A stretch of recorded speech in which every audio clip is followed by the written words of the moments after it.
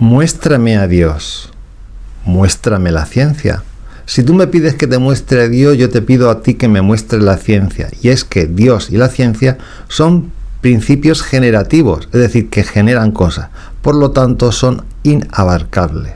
Porque el día que a Dios se le pueda abarcar y a la ciencia se la pueda abarcar, dejará de ser Dios y ciencia. Por lo tanto, no te puedo mostrar a Dios de la misma forma que tú a mí tampoco me puedes mostrar a la ciencia.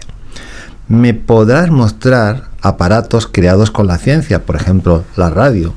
Y me puedes decir, hay una causa entre la radio y su generación, y es que un ser humano coge e inventa la radio. Pues no funciona así, sino que la radio se generó a través primero del descubrimiento del electromagnetismo, que luego Maxwell hizo unas leyes, que luego Tesla estudió, que luego desarrolló un método, que luego Marconi hizo un aparato. O sea, es toda una continuidad. Y no me puedes decir a mí que una sola persona haya creado algo en la ciencia, sino que van haciendo descubrimientos. Y el electromagnetismo no es una creación de la ciencia, es una particularidad, una ley fundamental de la naturaleza.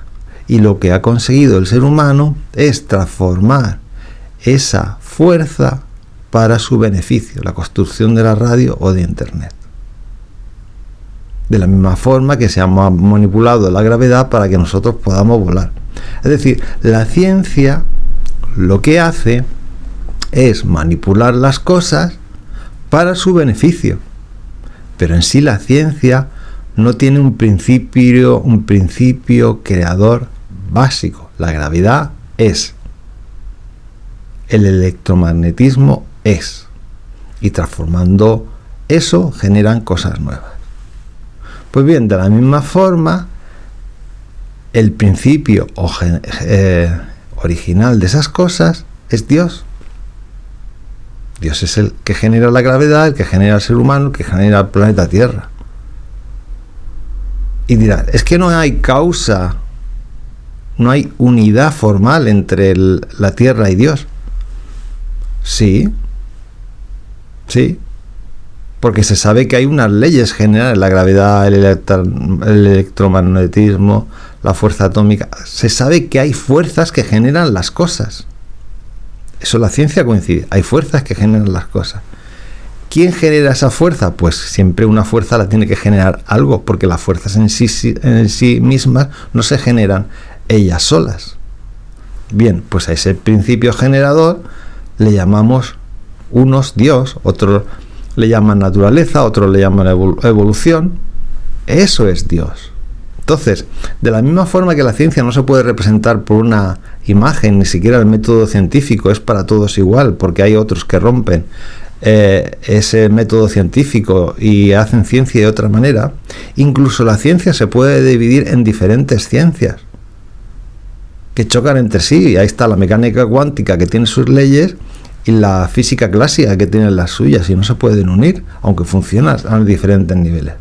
Entonces, de la misma forma, a Dios no lo podemos definir ni encasillar en un libro. Y este es el problema. Cuando buscamos la voluntad de Dios, qué Dios quiere de nosotros y todo esto, siempre erramos, siempre nos confundimos, siempre estamos equivocados. Porque Dios siempre es crear, es innovar, es ir más allá. Dios ya nos da una vida, nos da una inteligencia, nos da una intuición y nos da una libertad para que nosotros vayamos creando cosas. Y a veces Dios tiene intervenciones y nos ayuda en cosas, pero la mejor forma de alabar a Dios es que nosotros pongamos en funcionamiento nuestra capacidad creativa y que no estemos pendientes todo el rato de que qué es lo que quiere Dios de mi vida, qué es lo bueno, qué es lo malo. No, se trata de empezar a actuar y a crear cosas que nosotros consideremos que mejoran la humanidad y a nosotros mismos. Y en esa misma manera que nosotros nos convertimos en creadores, nos hermanamos con Dios, que es el máximo creador. Solamente creando, innovando, haciendo cosas diferentes, es como agradamos a Dios. Y jamás encasillándolo en un libro y buscando su voluntad. Porque cuando hay personas que dicen que la voluntad de Dios es esta y esta, nos están engañando. La voluntad de Dios no existe. La voluntad de Dios es nuestra voluntad porque tenemos libertad y podemos ir creando cosas de la misma forma que Dios crea cosas o realidades.